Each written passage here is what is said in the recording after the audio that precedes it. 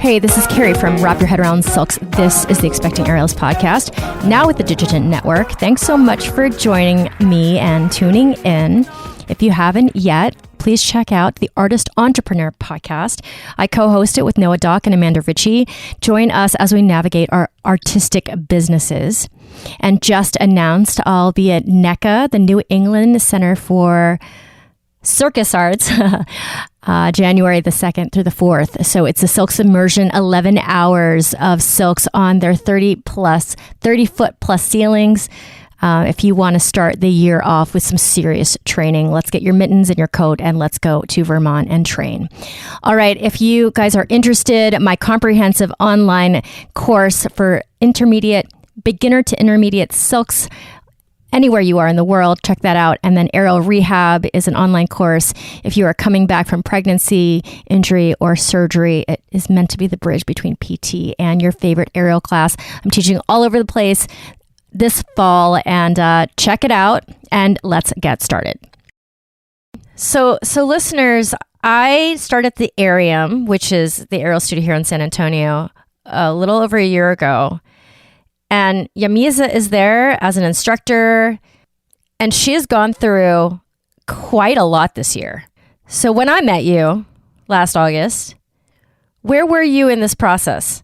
I hadn't started seriously thinking about doing this, like actually hormonal transition at all in August. I was still pretty confident I wouldn't be doing it. Yes. Really? I didn't know that. Yeah. There was, okay, I don't know how much. No, just go. Let's go deep. Let's do it. Yeah. So I've known I was trans for as long as I can remember back to knowing that there was a difference between boys and girls or whatever. Right. But I was raised Christian, evangelical Christian. And so that was literally not an option to quote unquote be trans. Right. It was just something that wasn't even allowed. And it wasn't until probably 10 years ago that I realized that that's what I was. And then even then I was like, well, I like my body enough. I like being strong in the boy way, in the masculine way. And I kind of don't want to risk losing some of that stuff. Well, aerial too. You're an aerialist. It's pretty important to be strong. Yeah. Right. And I've always, as long as I've been an aerialist, my instructors have been almost exclusively women. I've been around extremely strong women. It's not that, women can't be strong, obviously. But that was kind of the niche I was filling in all of the studios I was in, was I'm the boy, right? And so it just kind of felt like there were a lot of trade-offs with a lot of question marks for what would happen, right? And so yeah, I really didn't think I would do this until probably November, December of last year. Okay, wow. I didn't realize that you hadn't been really considering this before that. I assumed because I met you and then it seemed like months later you were kind of in a process. I was like, oh, this must be the plan. Okay, I got to go back. So when you were a kid, what was the thought? Was it, I'm in the wrong type of body? Was it? It was. Yeah, I mean, it's somewhere in there. So to be clear, just right off the top, obviously this is my specific experience, my specific story. I'm not trying to speak for all trans people. I can't speak for all trans people. I know that there's a lot of trans people who have a wildly different experience of coming to terms and realizing why and how they know that they are trans. But for me specifically, there was at 8 years old, right? There's not a lot of difference between boys and girls, except for what society is, instilling in us. But I always wanted to play with the girls. I always wanted to be around the girls. I didn't enjoy doing the quote unquote boy things, not necessarily as, not necessarily because those things are inherently boy or girl, just I didn't like being seen as one of them, I guess is the way to say it. So when I would play at recess, I was always playing with the girls. When I was, trying to make friends, it wasn't usually with the boys because I just didn't connect with them. Jamiza, what happened that you said to yourself, I want to go through HRT? So this is I don't want to say this is a very open podcast, Yeah. right? Like y'all talk about, Yeah. okay, I thought so. So in November, I thought, why don't I just do bottom surgery? Okay. Because that's something that I think I would really like, and it's something that wouldn't necessarily change um, my experience as an aerialist, as the boy aerialist at the studio, and like it wouldn't change my social experiences in a way that I was unsure what would happen, right? And so I looked into it, and well, actually, my partner looked into it because she's amazing. But I looked, we looked into it together. Excuse me. And obviously, in hindsight, when you remove those organs, you then have to go onto some sort of hormone replacement because you're not creating them anymore, or at least not in a sufficient dosage. And so when it was like, well, I'm going to have to do some sort of hormone treatment anyway, I was like, well, maybe I try it and just see how it feels, and go from there, because you have several weeks, almost up to 2 months, before any like physical changes become noticeable, and definitely before any physical changes become irreversible. And so it seemed like just something that couldn't hurt to try and see how it felt. Okay. This whole question is, can I ask you something personal? This whole podcast is personal. You being on this Right. podcast, me asking you questions about this, because I'm sure it's different with everybody. What about having the bottom surgery would have solved more of the question than the rest of the stuff? You know what I'm saying? It's less that it would have solved more of the question, and more that it wouldn't have introduced as many societal I see. issues. Right. Yeah. Most of, if almost 100% of the very, very small number of people who go on to HRT, or start transition and then choose to reverse it, so much of that, almost all of it, obviously there are people who start transition, who go through transition, and then they realize this isn't what they wanted. But most of those people, a staggeringly large number of those people, decide to stop it or reverse it because of their experience in society, and their experience of being not welcomed, not accepted, etc. And so there's a lot that you don't know when you start this. I've had people, close family members, when I started, who were like, well, how far are you going to go with this? And it's like, I don't understand the question, right? This is what I'm doing, but there's not like an end point. You don't know, you don't go, so you're not going to do it for a year, 2 years, and be like, oh, okay, I've reached my goal, because you don't know it. You don't know where you're going to end up. Mm-hmm. It's just how this is going to affect your body from now until the day you die, basically. Educate me on the medical part of this. I will do my best. Do you take these supplements? I don't know if they're called supplements for the rest of your life. Yes. Okay. It is bioidentical hormone. So I take estradiol, injected into my leg, my thigh, whatever, once a week. And then I also take progesterone nightly. And if you were to stop those treatments, it would slowly reverse itself? It would. I mean, some parts would reverse. The breast development doesn't just deflate and go away. But like the softness in my skin, the changes to my face, the changes to my again, this is an open podcast. Yeah. We're just talking about everything. So at a certain point, this is again not true for all trans people, of course, certainly not true for trans men, but for a lot of trans women.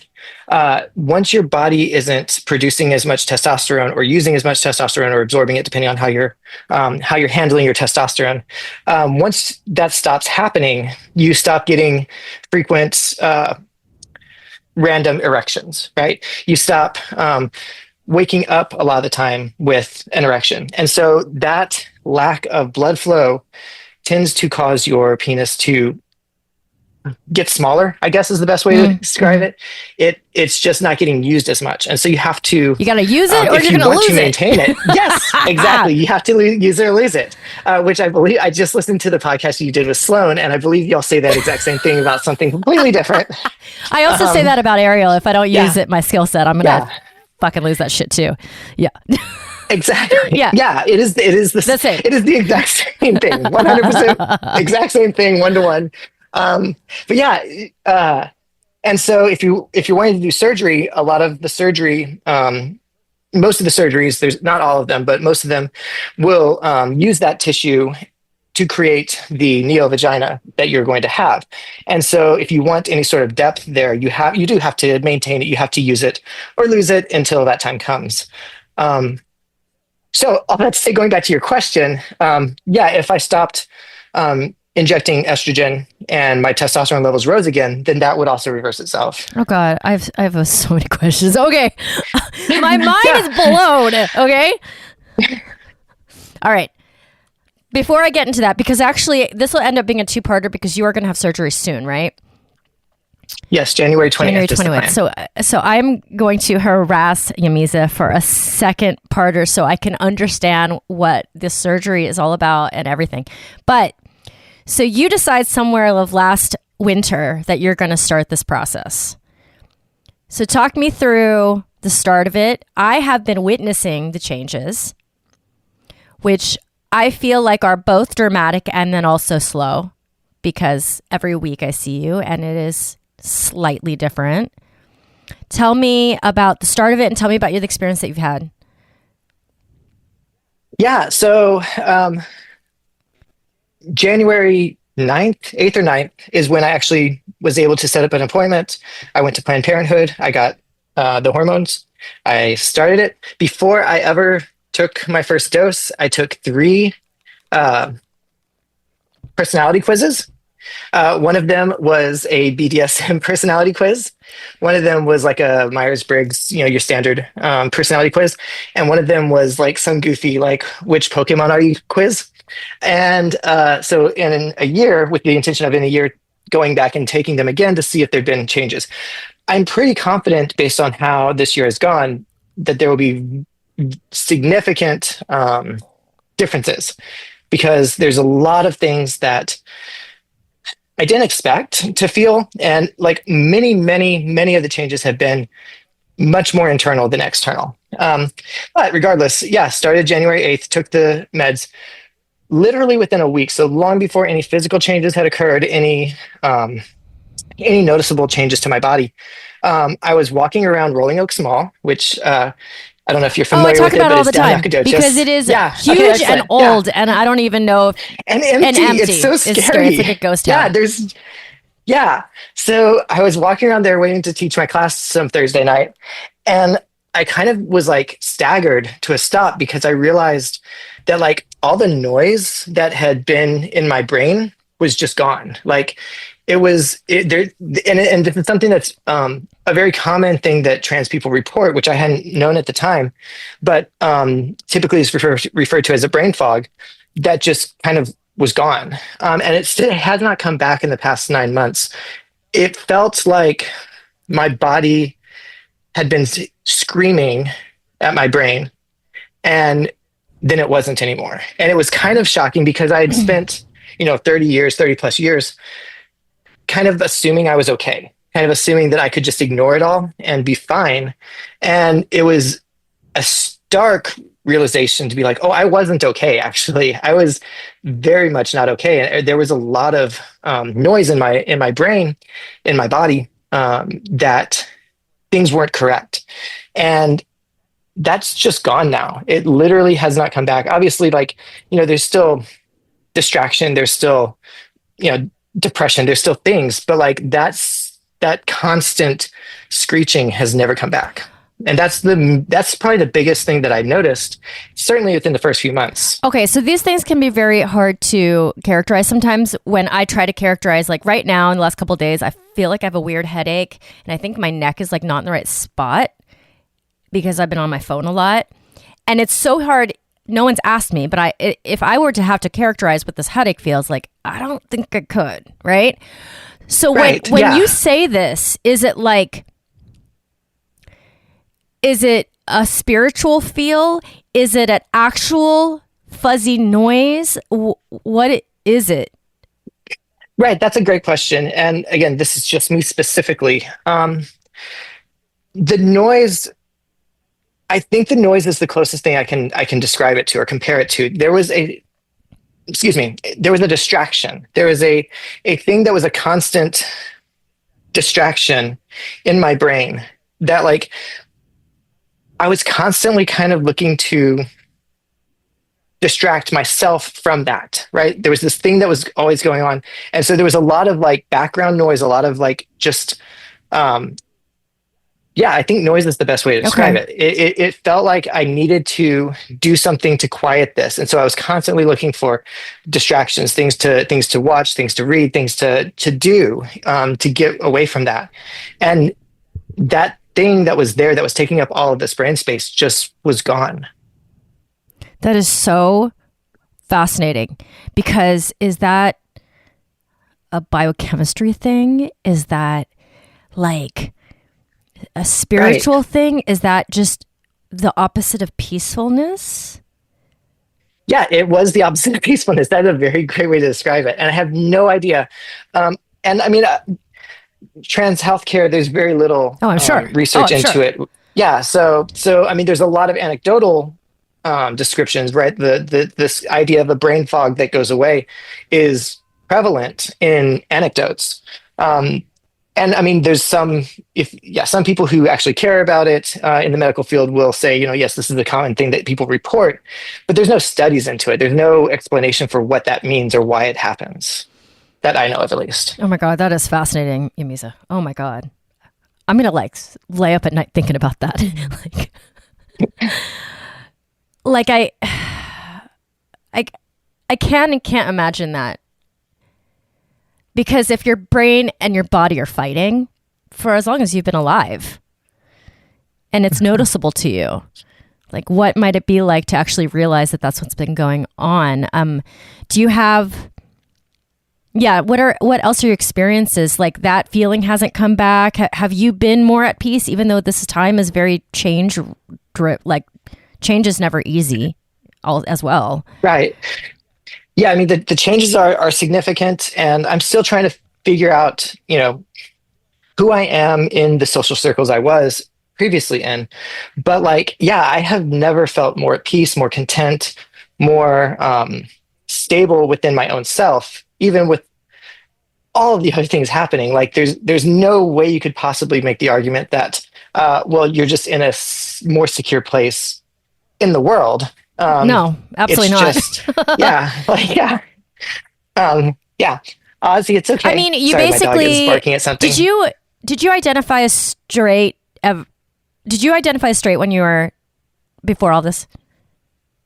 When I was younger, yes, and as I got older, probably for the past somewhere in the past 10 years, I switched over to queer, because that's just a open term that you can, you don't have to define specifically. Right. It's just, yes. But that didn't necessarily mean that you were attracted to women or men. It just meant that, right. Or non-binary. Is that something that you resonate with? The attraction, or? No, the term. Oh, the term non-binary. The term non-binary, I don't really resonate with, but I can understand. I preferred it over male. Yes. For a long time. Yes. Right. Yeah. I mean, yeah. But also, just to let you know, if you want to talk about sexuality, there's definitely something to be talked about there as well. Oh my God. Absolutely. Okay. So the reason I asked that, you decided to go from white over a lifetime, white cis male, to transgender. Right. And it floors me how some people in this country think that you've chosen an easy path, somehow that you're just doing this because it's super fun. You know what I'm saying? Right. It's super fun. I like the attention. It feels really good to not feel like you can use the bathroom in Anywhere. Yeah, anywhere. I mean, it's one of Yeah, these things where it's like the most privileged humans among us, you were.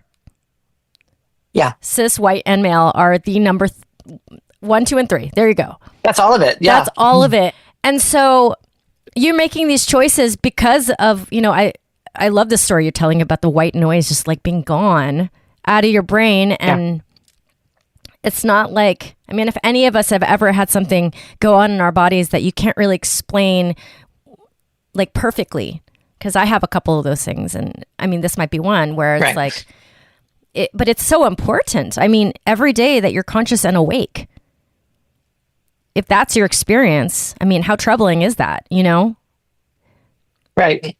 Well, and how troubling is it, in my experience, right, to have suddenly had it disappear, right, and just be like, oh, that was a real thing that I like. It's like trying to describe a color to a person who's never seen color, right? Mm-hmm. Like you can't really describe that, and just like trying to imagine like what the world would be like if suddenly you went from black and white to color. Like it's impossible to describe, but you can understand how stark that would be. Yes. Okay. So let's talk about any other changes. So physical, mental, emotional, all those things. Like what have I seen? Maybe first, the things that I've seen that have changed in your body. You told me the other day you're shrinking. Yesterday, I also asked you when my boobs are coming in because your boobs are coming in way more than mine. I'm like, well, when am I getting mine now? It didn't arrive in that size. Your voice has changed to me. Your oddly, am I wrong about this? Your facial structure to me is different, and I don't know. I can't understand that without being helped understanding that. Yeah. Do you want me to chime in here? Like, I don't want to. I don't want to cut you off if you have like a list or whatever. I want to understand the things that I'm seeing. So, voice, first of all, is work. Once you've gone through testosterone puberty, your vocal cords are pretty much set, unless trauma or whatever, or aging. But and so it's just training to try to minimize how that feels or how that sounds. A lot of trans people don't choose not to do it because it's a lot of work. It's exhausting. But let me see if I can do it because I've been doing this a lot and it's hard to go back. But nope. Yeah, maybe I can try to get back to where I was, but it's hard because I've been like physically just like doing work with my voice to change it. Sorry, and it's worth it to you because it fits more of who you are. It fits more of who I am, and also safety. At some point, hopefully, I'll be passing a little bit more in public, mainly for my own safety. That would be nice. And you kind of have to choose what's important to you in that regard and what's not. And for me, I think it's helpful, if nothing else, to be a little bit closer to ambiguous as opposed to just reading as, obviously trans woman because of my voice. I see. Yeah. Okay. And then height, because you mentioned that I'm shrinking, and I imagine a lot of people will be like, that's obviously not true. But yeah, again, we don't really know why. I think the prevailing hypothesis is that it's bone density changing. But yeah, I've lost roughly 2 inches of height this year. And it's noticeable at this point. Like I see friends that I haven't seen in a few years that I used to be noticeably taller than, and now we're almost eye to eye. And yeah, it's interesting. It feels good. I hope that I'm not like gonna like on the verge of having my bones all shatter, but I don't think that's the case. So all of my test results, I do blood work every 3 months. Everything comes back good. I have no idea why that's happening. But it is.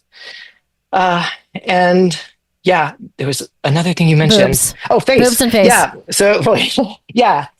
So face, I have to assume it's fat redistribution.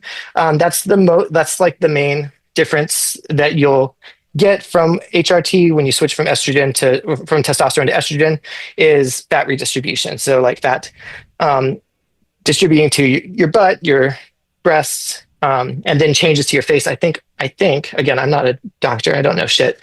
But I think that has to do with that as well.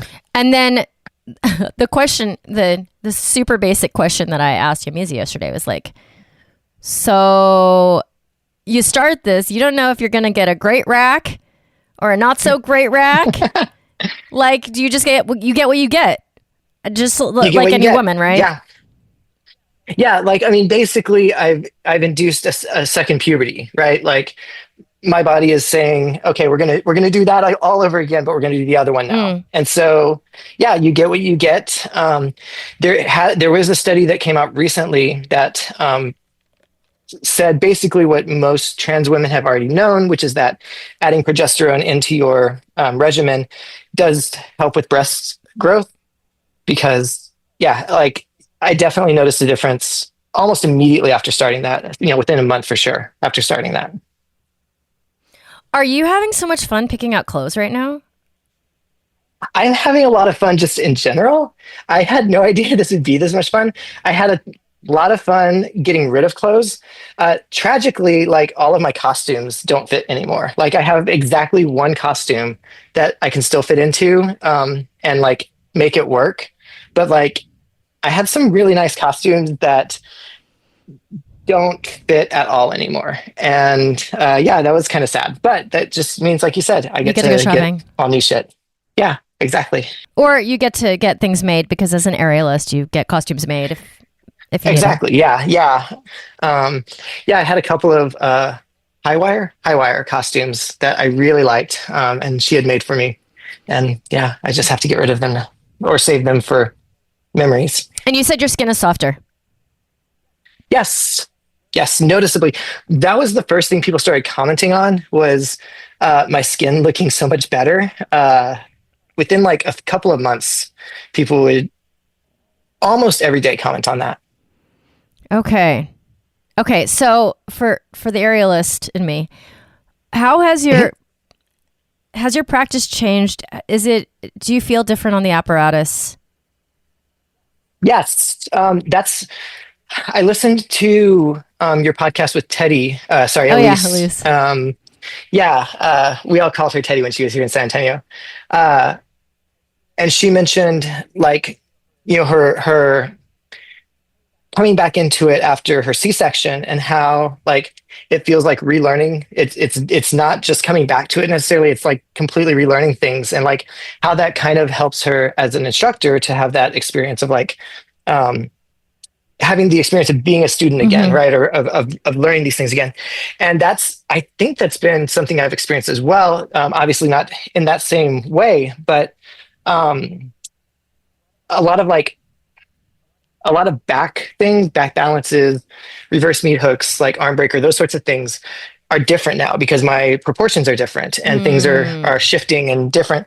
And things that I used to teach a certain way to everybody, things in the, like a simple but real example, like in the lira where a single point where you come in between the span set. When I didn't have boobs, that was much different than it is now. And like, it's simple and it's obvious, but like I was a gymnast until I was 12 years old. I don't remember a time when I couldn't do a pullover, right? Like that's just something I've always been able to do as far as my brain is concerned. And so when I started in aerial and like eventually teaching it, I had to learn how to teach a pullover because I never learned how to do a pullover as far as my body was concerned, right? Like that happened when I was 4 or 5 years old, and I don't remember that. The way you do a pullover is you do a pullover, and having different proportions, different shapes, different encumbrances has made me have to rethink. Not even rethink, because like obviously we all know that bodies are different, but has given me a chance to experience different versions of it, and it's been really great. Okay, so we all know that women are very strong as well. We all your friends who are women are strong as well, obviously. But the male presenting Jamiza versus the one I'm looking at today, Right. Are you inherently stronger before? It's hard to say because I got married this Hmm. year, and we had a pretty intense, like, we did a lot for it. So I took off from training more or Yeah. less for most of the Yeah. Yeah. Yeah. year. So it's hard to say what's hormonal and what's not. But I do think I have had breaks in training in the past, and I've pretty much always just come back to it and felt the same way. And this time, like, tricks are still fine. Climbing is, no problem. But like carrying heavy things Mm. has definitely changed. Like, I used to go to the grocery store, and if I needed to buy dog food, I would grab the bag and then walk around the store with it over my shoulder, no problem. And now it's like I should get that on the way out because I'm going to have to set it down at some point between now and then. And that's not to say, women are inherently less strong than men or whatever. But yeah, the lack of testosterone that's like just constantly feeding these muscles is becoming noticeable, I think. Well, and I don't know if men just, well, it must be hormonal the way men hold their weight, right? There's so much upper body muscle. Right. And Yeah, I've lost just in the past 9 months, I've lost somewhere between 15 and 20 centimeters of circumference around my shoulders. really, and that's just because Yes. the weight is going to different places in your body. Right. Oh my God, that's fascinating. Well, and I think also the same way that that the testosterone was feeding my penis, right? Like, I know that people, again, I'm not a doctor. I don't know this stuff in any way other than conjecture, but it does seem like the muscles themselves, I have roughly 6 to 10 of whatever the measurement is, parts testosterone in my body right now, which is significantly less than the average cis woman. And that lack of testosterone, I think, is the big part of like why my shoulders are smaller now. And yeah, those sorts of things are getting less big. Okay. So wanting to ask about your experience in the outside world with this change. Yeah. So both with your family is, I didn't realize your family was evangelical. Yes. Do you mind talking about your relationship with your family through this transition? Sure.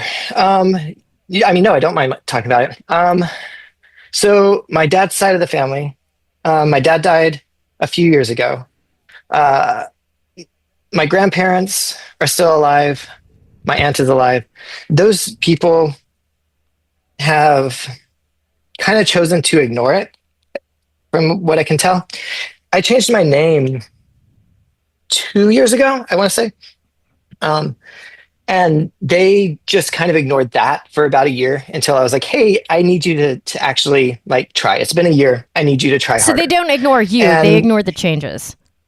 Right. They ignore the changes. They just kind of don't say anything about it, which doesn't surprise me based on what I know about them. They were Catholic. I don't know if they're still Catholic, but they definitely still have that Christian, American Christian vibe, I guess. Like they love me because I'm their grandchild. Yeah, culture. They love me because I'm their grandchild, but they would prefer to not talk about any of this stuff. My mom's side, basically my mom and a couple of cousins are the only people I talk to. I went no contact with a lot of them earlier this year because they have made it very clear that they prioritize their evangelical, their conservative Christian morality, if you want to call it that, over me. And so, yeah.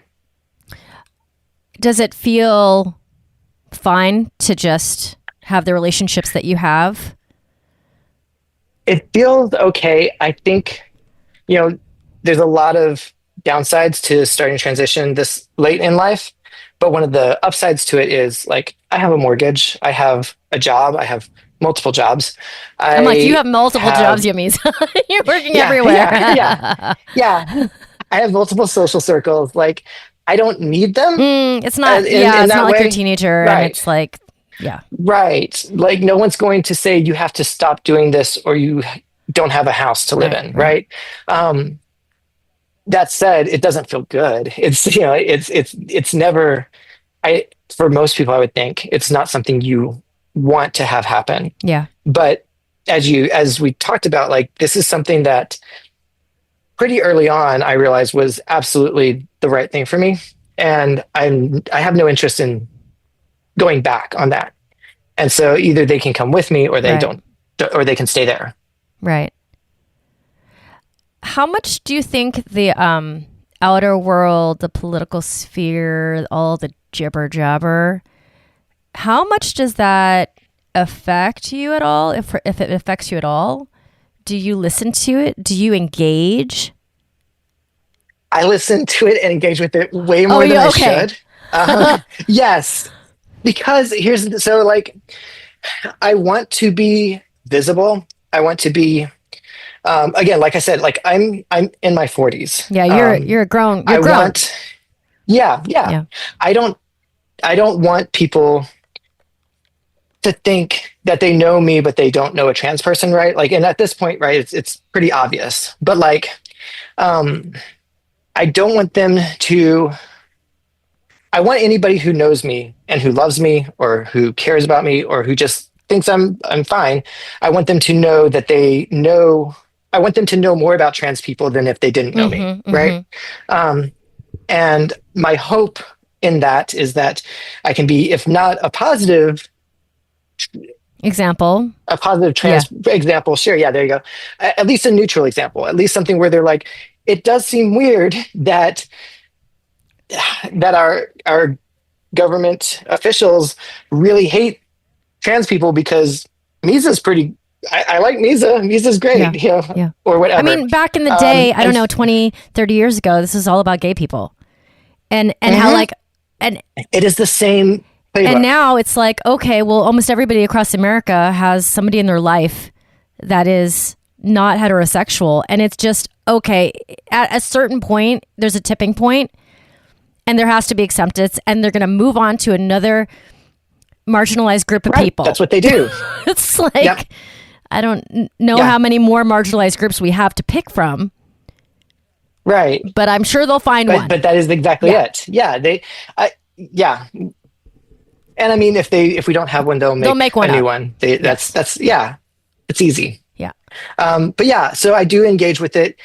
It is definitely not something I should do as much, I think. But again, I don't want to be silent at this point because I want anybody who is 20 years old and it's like, maybe that's me, to feel at least some sort of camaraderie, some sort of comfort in that, this is okay. This is something you can do. And even though 50% of the country roughly is screaming that this is the worst thing in the imaginable, some people are like, no, this is actually really good and it's okay. Well, when I hear this notion that, this didn't exist 30 years ago and where did this all come from? No, people just killed themselves. People killed themselves or they just were miserable and silent. Or they did transition, right? We've been doing this for a while and like you can go extremely far back and find very questionable methodologies, but like very real examples in our ancient histories of gender transition that was not considered a hideous thing. It was just something that some people did. And we have a lot of history there. It's often tried. It is often attempted to be destroyed. And you can see that in, I hate bringing this up because obviously Nazis did much worse things than destroy information, but there's a lot of trans and queer medical information. That was one of the first things that Nazis destroyed, because it's a convenient thing to get rid of, because if you want to get rid of a group of people. So, Jamiza, would you say that you want to be an activist?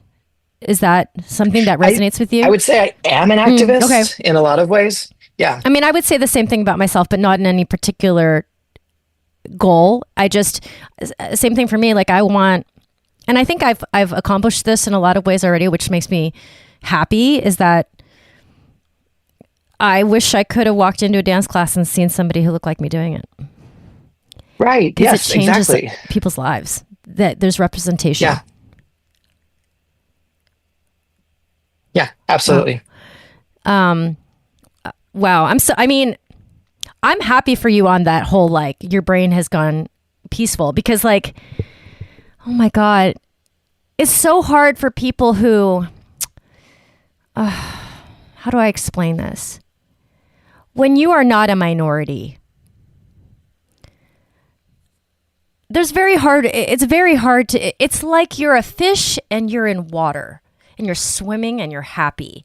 And there's no like, you're a fish and you're swimming in water and you can breathe. Yeah. You don't know what it's like to be a fish and not have an environment that is conducive to you just thriving. Right. That is how, for example, I always bring this podcast right back to me. It's like always about me somehow. This is your podcast. You're allowed. Well, so the first time as an adult I went to China was, I don't know, maybe 10 years ago, a little less than that. And I don't know if I was right to do this, but I had jet lag and I couldn't sleep. And I decided to walk around Beijing at 3:00 in the morning by myself. And I don't know if I was right to feel safe, but I for sure felt fucking safe, because I had never in my life experienced that much anonymity. I don't stick out for any reason. For no reason do I stick out. And it made me feel like suddenly there was oxygen, or I'm a fish and there's water and there's nothing like that I have to think about. And the thing that I thought, sorry, my white friends, I was like, is this what white men feel like all the time? Is this what this is? And I think the answer is yes. I think the answer is yes. Yes. But you can't fault for a fish to not know that they're swimming in really, really comfortable water. You can't. How do you explain that? Yeah. No, I will say and this maybe sounds self-aggrandizing or whatever. I think I was a pretty empathetic white dude. I genuinely cared about a lot of things that most white dudes don't care about. I could not have predicted, I could not have expected how it would feel to just walk to my car in a parking lot at night. Like you hear your friends talk about it, but you can't feel it yourself. At least I couldn't. And again, I'm pretty sure I was extremely empathetic. It's different, and you can't understand that until you're put into that place. And it feels like the opposite of what you described when you went to China, where it's like I knew things were different, but I didn't know how to. I didn't have a way to like really comprehend that until now. Yeah, it's almost like there's just no way as a human to really feel it until you experience the opposite of, the anti. Yeah. And I'm not saying that I would always prefer to live where I'm the majority. I love living in America. Mm-hmm. I love the diversity. I get kind of sick of like just seeing the same type of face everywhere, when I'm in Asia. But it is certainly something to consider as we consider everything that's happening in this country, and like how the different perspectives, are so different. Even in yourself, when you go through something different, how it changes your perspective, and you think, oh, this is how somebody else lives their life all the time. Right. leaving work sometimes, I leave last. And we are on the backside of a business. Mm-hmm. And so there's like trash cans back there.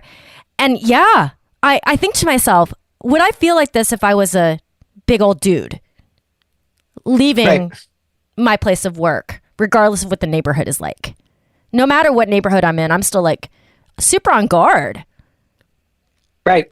And even like before transition, I tried to be aware of my surroundings, but it's not the same. No. And like you'll hear a lot of men be like, well, yeah, I mean, obviously you should be prepared if you're walking around a parking lot at night. You should be ready. I'm prepared as well. But it's a difference between like being another predator, like choosing, like just being a dude who's choosing to be another predator, like to the predator, or being, not necessarily the word prey, but like you're the one that it's different. You're the weaker element, no matter what. Right. As a woman, I am the weaker element. Right.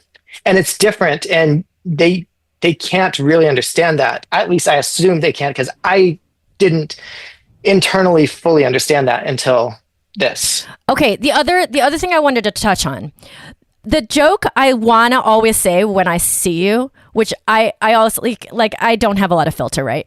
But I always hope that you know that my intention is always good and loving. So, but sometimes I look at you and I'm just like, why would you choose this shit that we all have to, you know what I'm saying? Like, these boobs are messy. Like, I know that you don't own a uterus. You don't have one in your body. So you don't have to deal with all the crap that comes along with that.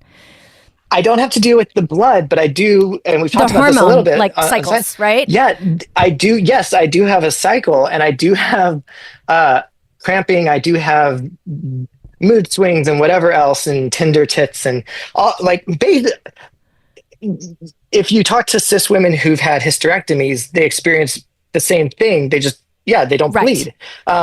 It's basically that. Which, to be clear, I'm not trying to discount how much of a problem the fact that you're bleeding for several days every month is. But I do get more or less, as far as I can tell, most of all the rest of it, which is not ideal. Because the thought that I have as a woman who just is kind of stuck with, no one's stuck apparently, not even now, you're not, you know what I'm saying? But I'm like, oh my God, to choose this. Not that I think being a woman's not awesome, because I do.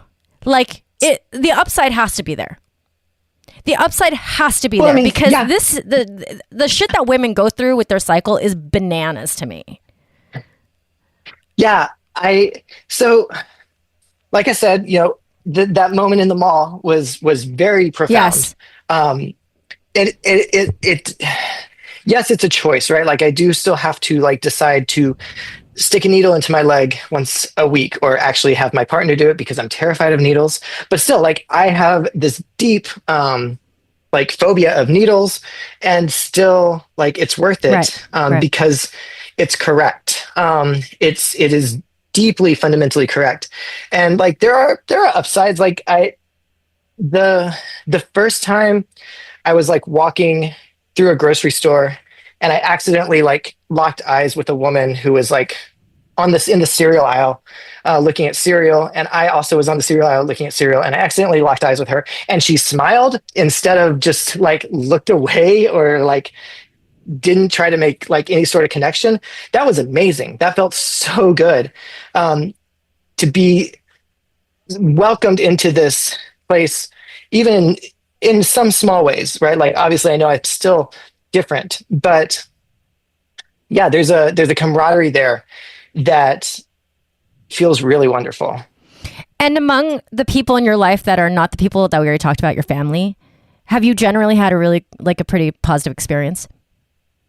Oh yeah, almost exclusively, especially within the circus. Oh yeah, I mean, circus people are. I mean, this is like, okay. This is a Tuesday. It's Tuesday afternoon. Yeah. But yeah, even the people that are not within those groups, for the most part, have been accepting, if not understanding. Like, I definitely have had people be like, I don't get it. I wouldn't do that. And I'm like, yeah, no, I know you wouldn't, because like most people wouldn't. It's fine. But they accept it, and they at least try to understand. And yeah, I've had very little pushback. And among the ones that do, it's not too hard to say, okay, cool. Thanks for, however long we had, Yeah. but we're done now. Yeah. Yeah, because I'm the one who has to live in this body. Yeah. Right. And again, like, sir, y'all have been wonderful. The both of the studios I work at have been nothing but great. Like, I have really, really great connections. There's very little I need outside of this. And so it's been really good. I mean, not even with the gender transition, me too. Like, I've said to you many times, I think, that the fact that I just engage in almost all female or gay men or trans men circles, my life is peaceful. Peaceful. Right. I cannot stress that enough. I never thought to myself, I just want to like work with women because, or that energy, let's say that feminine energy, because there's the sexist stuff, the injustices that happen in the world. I'm not really exposed in a weird way. Right. I am very sheltered in my super not sheltered community. Right. Well, and it's worth noting, I think, like, I was in this community for 12 years before transitioning. I was the dude working with and interacting with or learning from or whatever, through that time, with almost exclusively women. And I never felt discriminated against. I never felt hated. I never felt ignored. And that's, I think, worth paying attention to if we're comparing it to all male dominated spaces that are where women who are in that are constantly ignored and constantly discriminated against.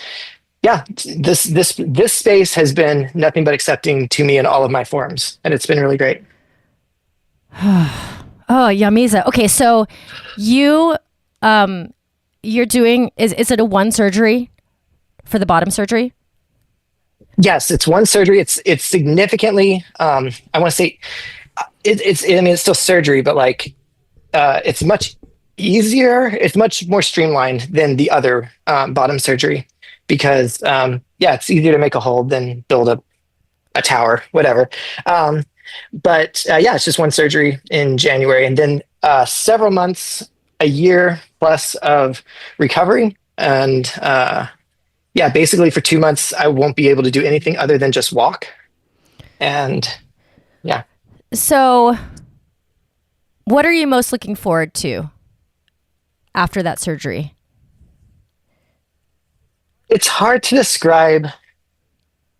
Like, is it the feeling of self, of self? Yeah, there is definitely that. There's every time I'm misgendered, which I understand it as a concept. I understand that I do still look different. I probably always will.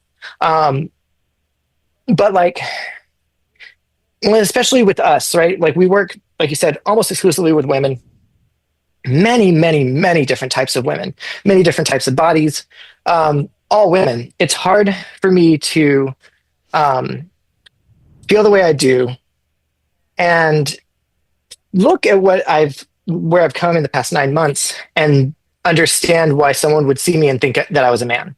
And so there's that. There's a deeply like internalized feeling of I'm a woman now, and then every now and then my hand is on my thigh and I feel something, right, and it feels wrong. It doesn't make sense anymore. Again, this is your we're talking about everything. I haven't had sex with my penis in probably 5 months because it just doesn't make sense to me anymore. It feels extraneous. And my partner and I and we already knew that at some point it was going to be gone anyway. So we just transferred, we just started that transition earlier. but yeah, it feels incorrect to see it, to feel it.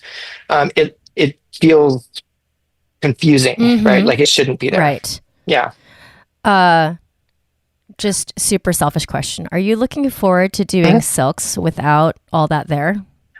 Oh my God. I have a list of tricks. I I'm, thought yeah, I was like, I know the answer to this. yeah, no, more than silks. I mean, yes, silks, but more than silks, there are things on trapeze. I did, what are those hip circles on trapeze when I was younger, like 5 years ago, 6 years ago, and I like caught my penis Ouch. between my body and the bar, and it was Ouch. just this like slow, dull guillotine just rolling across the top of it. And like I quit. I was like, I'm never doing these again. I don't need these. There's plenty of other Right. tricks. And I'm like, well, now I'm going to go back and Yeah, try that yeah, of again. course. Now that, there's so many things. I do have a list. I have, okay, vulgarity is vulgarity okay on this podcast? Whatever. I don't care. Yeah. Yeah. Okay. My partner and I have started collecting what we're calling the pussy bucket list. And it is just a list of things that we're excited to do and try and yeah, experience. I'm excited for you. Yeah. I love, Thank you. everybody at the Arium knows, everybody at the Loft knows. I love other people's tea, which is probably why I have a podcast. Like I live on it. I'm like, tell me the dirt. Yeah. I want to talk about it. I want to ask all the questions. I'm so fascinated. Yamize, thank you so much for coming on. There's a lot of Yeah. motivations for me wanting to have you on, like obviously to help lift up your story, but also greener grass. I'm putting this on both podcasts, Expecting Artists and Greener Grass. Greener Grass, we have a completely different audience. We have a lot of because I'm from Ohio and my co-host is too. We have a lot of like hometown, local to where we came from, Ohio stories, and I think that a story like yours is a little bit underrepresented there. Not a little, a lot. And then the aerial community it's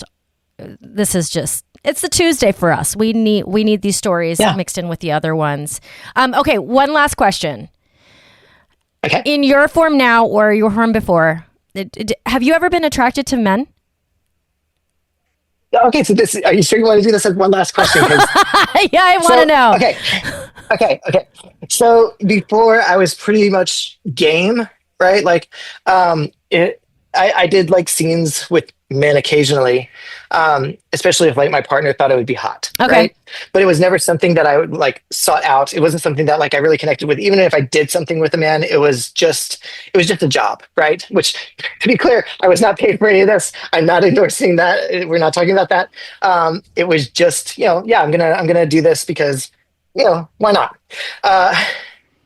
Now in this, like, so again, this is somewhat controversial, but a lot of times, hormonal transition, your sexuality doesn't flip. It doesn't tend to just flip over. Sometimes it does, of course, but for the most part, it either stays the same or it expands, right? And so knowing that, my partner and I had kind of been watching for anything. And one day I came home and I was like, hey, so I was out and I saw this dude. And before I could like come up with any other thoughts, I just had the thought, I'd let him boss me around. and, and, she, and she was like, oh no, baby, that's how it starts. Yeah. And so like, there has been changes. We have not acted on any of them. And this is but hormonal. Yes, Do you believe that this is like because of I the think hormones? it's hormonal. Yeah. Well, there's also the question of, so yes, I do think a lot of it's hormonal, but there's also the question of like being in a body that you feel more comfortable in. Okay, there's that too. Yeah, that makes sense. There's that aspect to it. But yeah, no, there's definitely something about that. That has changed. Okay, can I tell you? And this is just a hormone. Yes, this is just a hormone thing too. I'm in perimenopause. Like I'm on a decline because of my age. And can I tell you how much recently I have been like, I'm not kidding. I'm like, what the fuck? Who cares about love? Like, I don't care. Like, I have a wonderful, supportive partner, and I would not trade that. What I'm saying is that my hormones are changing, and I don't give a shit anymore about, like, I don't understand the concept of like the angst out younger Carrie who was just like, Right. I need love. I need this and that. Oh, no, it was just my hormones. It was not my personality. That's so funny. I very much had the opposite. Right, because you're going through a second puberty and my puberty is going away. Whatever that means. I don't think that's correct. But you know what I'm saying? I think that's I'm going fair. the opposite direction. And so I'm just like, who cares about love? I just want peace. You know what I'm saying? Yeah. No, that's fair. Absolutely. I was already a very dramatic bitch when I was in my first puberty. And this is all new level. This is this is next level. And I kind of love it. I think everything has been interesting and fun and exciting. And I say it hasn't all been fun, but it's been fun in hindsight to be like, oh, that was a new experience. Yeah. There's been so many experiences. But yeah, there's been so many experiences, Carrie. There's been so many you're doing the opposite of drying up and shriveling up. Right. Yes. You guys, it's just a fact. It's my age. I know, I am so immature. No one thinks I'm my age, but here we are. Jamiza, I appreciate you. And then the listeners just have part 2 to look forward to when we talk about the post-op. Yeah. Awesome. It was an absolute pleasure. Yeah, it's so fun. Okay, I'll see you soon. See you tomorrow. Yeah, sounds good. Yeah. Okay, bye. Bye. My listeners, if you would honor me with a 5-star rating and review, I would appreciate it forever. It is the hardest thing about being a podcaster is to get your podcast out to the people who want to listen. So the best way to do that is to have a good star rating and just ride that algorithm. So I really appreciate if you guys would just open the Apple app and leave me a review. It makes such a difference. I appreciate you. I also have Greener Grass with Digitent Podcasts with my friend Kelly McVeigh. If you want to hear my voice twice a week, it's there for you. It's light, it's heartfelt, and we bring on some really amazing guests. All right, my friends, over and out. This is Carrie from Wrap Your Head Around Silks. This is the Expecting Aerialist.